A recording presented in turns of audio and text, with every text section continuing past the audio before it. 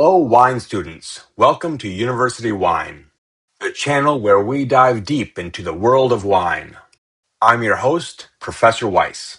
Today we take a deeper look at more of the options open to winemakers in order to influence the style of wine being made, as well as considering bottle maturation. The first option we will cover are the adjustments that can be made for unbalanced grapes that don't have the right proportions of components the winemaker is looking for. For example, winemakers look at sugars. In cool climates or cool vintages, the grapes and the sugars may be too low, and sugars can be added to help the resulting wine have more alcohol and body. Winemakers can also look at acid. In warm areas, acid levels in the grapes can become very low, leading to wines becoming out of balance due to low acidity.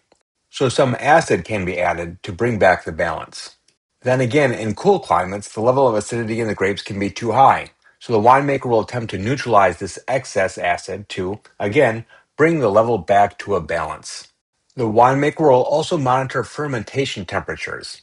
Alcoholic fermentation creates heat, but winemakers have technologies to either chill or warm a fermentation so it stays within its desired temperature range. For red wines, they are typically fermented at higher temperatures than white wines, between 68 to 9 degrees Fahrenheit or 20 to 32 degrees Celsius. These higher temperatures are needed to help obtain color and tannin extraction from the skins. For rosé wines made by short maceration, once the fermenting juice has been drained off the skins, it is typically fermented at temperatures similar to those used for white wine with the goal of preserving freshness. And for white wine, these are fermented between 54 to 72 degrees Fahrenheit or 12 to 22 degrees Celsius, and at the lower end of the range, fermentations can produce notable fruity aromas. Beyond temperatures, winemakers also consider the vessels being used. Vessels come in a range of shapes and sizes and can be made in different materials, from inert stainless or concrete, where no flavor is added, to oak. Stainless steel and concrete vessels, which can be made for fermentation and storage, are made to be airtight to prevent oxygen from interacting with the wine and changing the flavors of the wine. Oak vessels, which also can be used for both fermentation and storage, are obviously made of oak. Oak can be used to add flavors directly to the wine and or to allow the flavors to evolve as a result of that interaction of the wine with oxygen during maturation. If the point is to add oak flavors, the amount of flavor a barrel can impart depends on how the barrel has been produced as well as the age and size of the barrel. As to how the barrel is made, the barrel is formed using oak staves that are heated and bent into shape to form the barrel. The length of time and level of heat applied influence the flavors from the oak. This is referenced to as the level of toasting. Toasting can produce sweet spice and charred wood notes.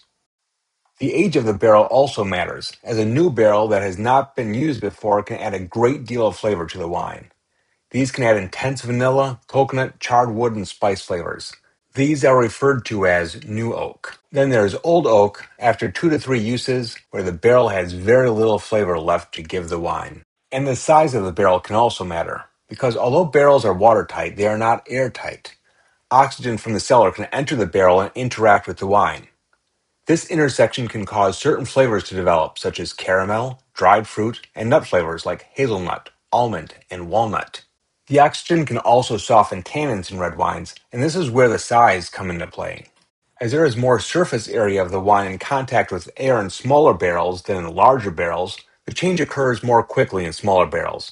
It is for that reason that large oak vessels are rarely used to give oak flavors to a wine. The type of oak can also matter, with American oak adding a bolder vanilla than French, and that will be explored in more detail in a much more advanced class. Winemakers can also use oak alternatives. They can use cheaper staves or chips to give oak flavors, but they do so in inert vessels. Winemakers can also use Malolactic Conversion. This is when lactic acid bacteria convert harsh malic acid to softer lactic acids after the alcoholic fermentation is complete, lowering the wine's overall acidity. This conversion also adds buttery flavors. This nearly always takes place in red wines, as the flavor change is barely noticeable, and it can also stabilize against spoilage. The real choice comes with white wines. Malolactic conversion is commonly skipped for Riesling to preserve the grape's signature acidity and to keep the grape's natural or aromatic flavors being prominent without potential buttery flavors to conflict with it.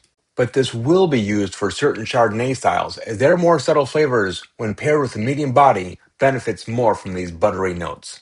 Winemakers also can decide what to do with the lees, which is a layer of dead yeast after fermentation is complete. The level of contact with this layer of dead yeast can increase the body of the wine and add biscuit or bread flavors, especially in white wines. The level of contact can be increased by stirring up these lees during maturation. This is generally avoided when making aromatic varieties, as those are generally preferred with a lighter body and avoid the conflict with those bready flavors. Although this used to require manual stirring, there now are automated stirrers which help reduce labor needed in large operations. Except when there's only a single barrel being sold, winemakers also make the critical decision on blending, which can take place at many stages to define and maintain the desired style. Consumers often expect some branded wines to not have vintage variation, and blending helps branded wines taste more consistent year after year.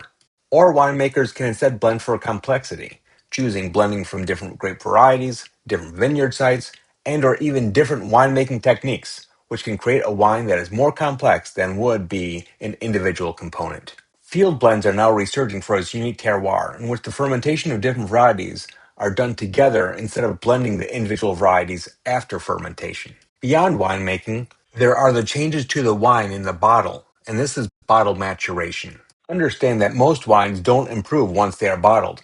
You should generally drink them soon after they are released. Fruit flavors start to fade and are replaced by vegetal notes. However, a few wines are able to mature and improve over the course of years, or even decades. These wines often have high acidity, and if they are sweet wines, they have high levels of residual sugar. And if they are red wines, they usually have a high level of tannins. These components help to preserve the wine. In addition to these components, the wines that age well in the bottle have a sufficient concentration of flavors that can evolve positively. Fresh fruit to dried fruits, and other complex flavors develop, such as mushroom and leather. For white wines, in addition to the flavors evolving, so do the colors of the wine. White wines change in color from lemon to a gold or amber color, and usually with deeper intensity. And white wines will develop certain tertiary flavors such as dried apricot, honey, nut, and spice. Red wines also change in color, from ruby to garnet or tawny, and with a paler intensity. A benefit of aging a red wine with high tannins is that the tannins drop over time and become softer and smoother. As to tertiary flavors that red wines develop in aging, they develop flavors of fig, prune, meat, or even wet leaves. The one issue that you might notice when bottle maturing red wines is that deposits often form. If it's a large amount of deposit, you may want to decant the wine before serving. As a benefit, decanting also aerates the wine. These are the winemaking tweaks that winemakers can do. Next time, we turn to the basics of sparkling wine. Like and subscribe. Cheers. Until next time.